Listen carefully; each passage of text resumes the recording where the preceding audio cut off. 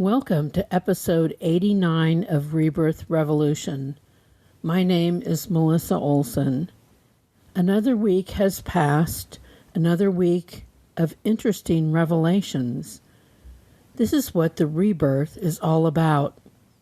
This week there is more information coming out about the sightings of what we formerly called UFOs, or unidentified flying objects. Apparently, we now call them UAPs, or unidentified aerial phenomena. It's all interesting stuff. Everything, and I do mean everything, is part of the system. The system is a series of schools that souls move through as they work towards achieving spiritual mastery. Earth is one of those schools, one of many. It is not the most highly evolved. The students in other schools live in the packaging or bodies that make sense for the school they are in, which fits the environment that they inhabit. The packaging that we choose here for Earth School would not be appropriate for other schools in other places. I wonder what the unifying characteristic is for all the students in all the different schools. I don't know if students in other schools have the same issues with their packaging, if their bodies provide all the lessons that our Earth bodies produce, whether adding challenges through limitations or through our psychological struggles to accept their shapes and forms. I don't know if they are plagued by the 7 deadly sins like we are. I don't know if they have those weaknesses baked into their experience. I don't know if their minds and their cultures struggle to embrace new concepts, or whether they figure out a way to break through self-imposed limitations. I don't know if they are wired like we are and deal with all the predictable outcomes when our wiring is distorted by not getting what we need, like meaningful connections. I suspect that one unifying characteristic we share is the desire to learn and grow and evolve into a higher level of spiritual awareness, which brings us closer to that which created the system. All the packaging and placement and cultural influences are just means to that end. I've never understood why people assume that anyone who inhabits a different school than our own would come here to destroy us. There is so much fear in perceptions of the other, especially if they are currently inhabiting spaces we can't imagine. But we knew before we came to Earth that the system is much bigger than the little dinky school that we enrolled in this time around. We knew that. But part of coming here is that you are designed to forget. The truth is that we see things as we are instead of seeing things as they are. This is never more apparent than when we can't actually know what we are seeing. Think of it like an exercise in Mad Libs. Those, as I'm sure you remember, are the stories that leave the nouns, verbs, and adjectives blank. You come up with the words that complete the sentence. There have been sightings of blank in the skies. They look to be blank. They seem really blank. I think they are coming here to blank. I feel blank about them. Since you cannot reasonably know what the correct answers are, you must project the insides of your brain onto the page. Are these terrible, scary creatures who are coming to destroy us? Or are they highly evolved spirits who are bringing us the information we need to keep from destroying ourselves? You decide. We do not, at this point, know what is really going on, so either one is equally plausible. One response brings fear and anxiety. The other brings excitement and hope. As always, you get to choose your own adventure.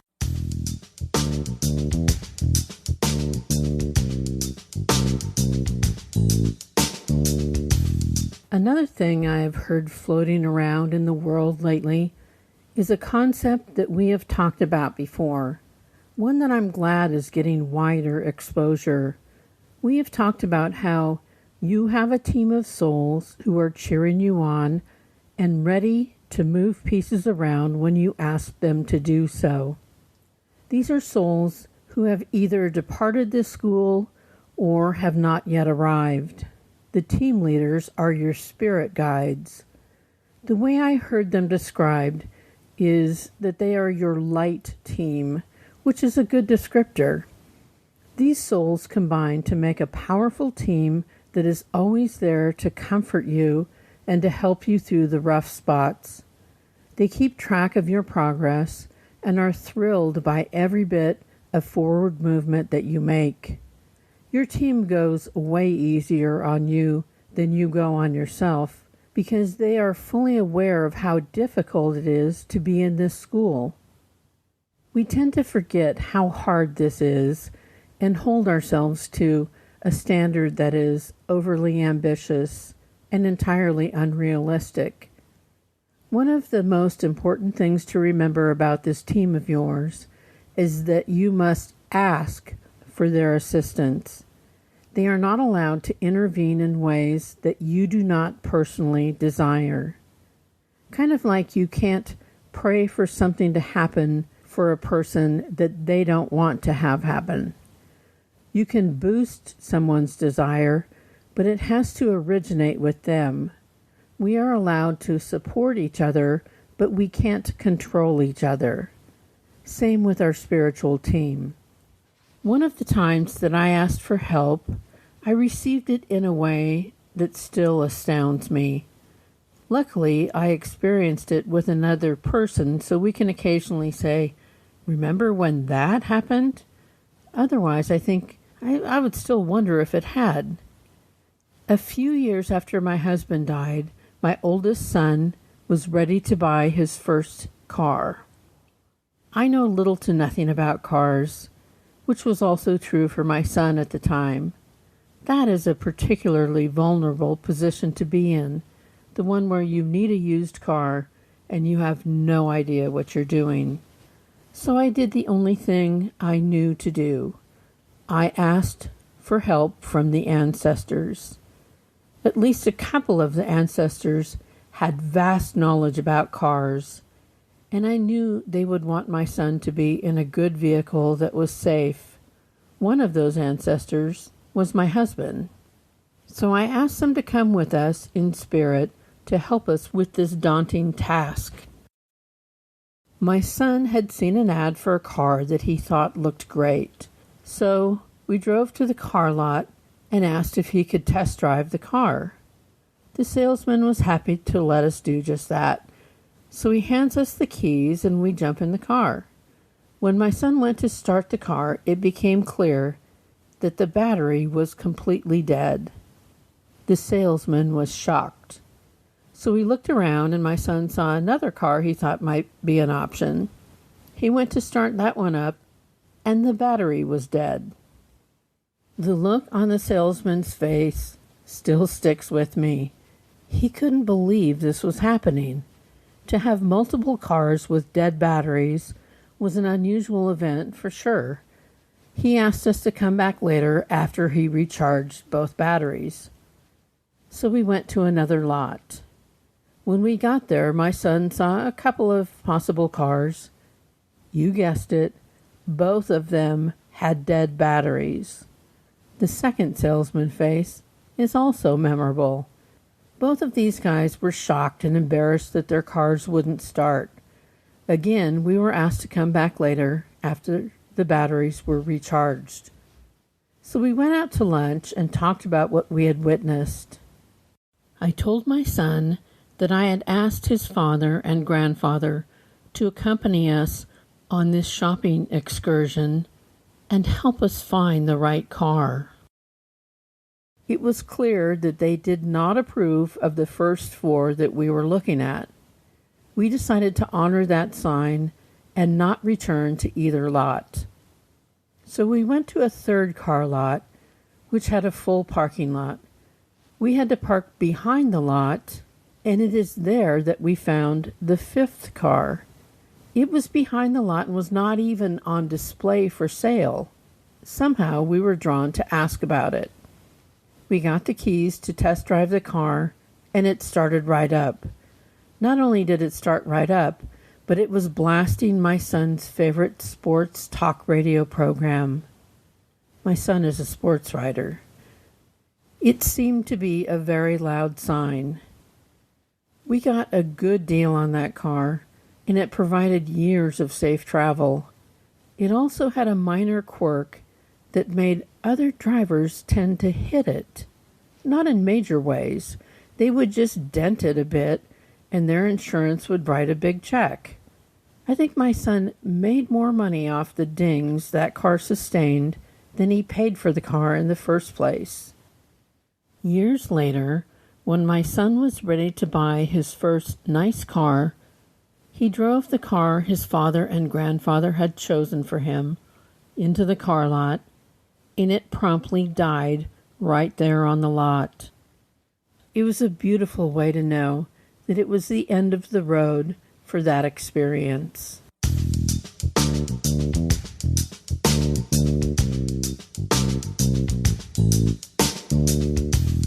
The whole car shopping experience was such an amazing demonstration of the ways that our team of supporters can come into play when we need them most.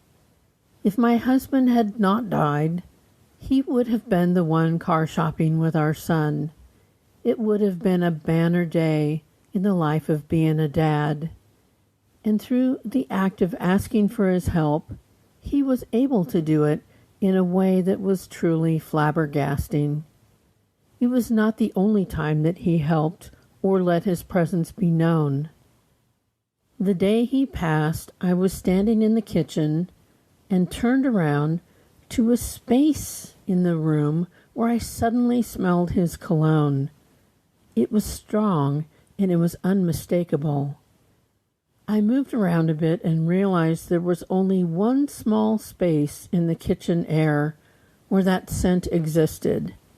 It was contained in that one small spot. I had never experienced anything like that. It was the sign I needed to know that he was still around. In the most difficult initial phases of his departure, I would go to the grocery store by myself to cry. Not like blubbering, just walking around with sunglasses on, with tears running down my face. I didn't want to freak my sons out by losing it at home. I didn't want my situation to become their concern. They had enough to deal with in their own transition to being fatherless. So this is how and where I would choose to let my feelings out. I noticed that the song "Ooh Child" was playing over the grocery store PA system. You know, the one by the 5 stair steps that has the lyrics, "Ooh child, things are gonna get easier. Ooh child, things will get brighter. Someday we'll get it together and we'll get it all done. Someday when your head is much lighter. Someday we'll walk in the rays of a beautiful sun when the world is much brighter." The song, which was over 30 years old at that point, really drew me in. Of course, it made me cry more, but it was what I needed to hear. The next time I went to the store, the song was playing again, but by a different artist. The next time, it was playing by a third artist. It was wild enough that this 30-year-old song was playing, but hearing it done by 3 different artists seemed implausible.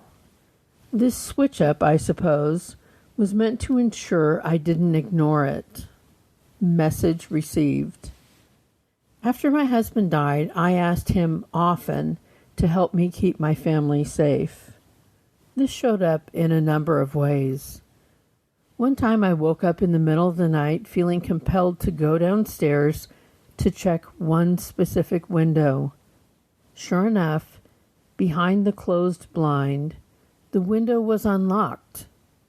Not only was I not wondering about whether the window was locked, I was fast asleep. Another way he showed up was he had been asked prior to his death to give my brother a sign that he was okay by preferably using a bird to convey the message. The day he passed, my brother and I both had wild experiences with birds. In fact, all these years later, there is always a robin that shows up in my front yard, right where I can see it, even in the dead of winter. The rest of the year, there will be one robin who follows me around while I work in the yard. It's always nearby and makes its presence known. Since robins only live a couple of years, I have maybe had 10 different robins show up for duty in the time that has passed. I find it comforting. I get assists and signs, both large and small, all the time. For that, I am deeply grateful. I bet you get them too. Do you ever get a fleeting thought that there is something that needs your attention, even though you weren't thinking of it at all? Do you ever arrive at a solution when you weren't even thinking about the problem? Do you get creative ideas that are seemingly out of nowhere when you are showering or doing the dishes? Do you see a sign over and over again and wonder how that can be? Do you let your music play in shuffle mode, then hear a song that is deeply connected to someone who is not here, or a song that is deeply connected to something that you're going through? Do you notice lights flickering for no apparent reason? Pay attention to what is happening around you. You probably have spirits on your team who are screaming for your attention. They just want you to know that they are there for you. They are there to comfort and assist you. It's a wonderful way to honor those who have departed by asking them to share the skills that they acquired while they were here in this school. It's a loving way to go to them as you would have if they were still here. It is wonderful to honor what they mean to you by asking them to show you that they are still in your life in the way that they can be. You are never truly alone, and you are never without assistance. Keep those connections going.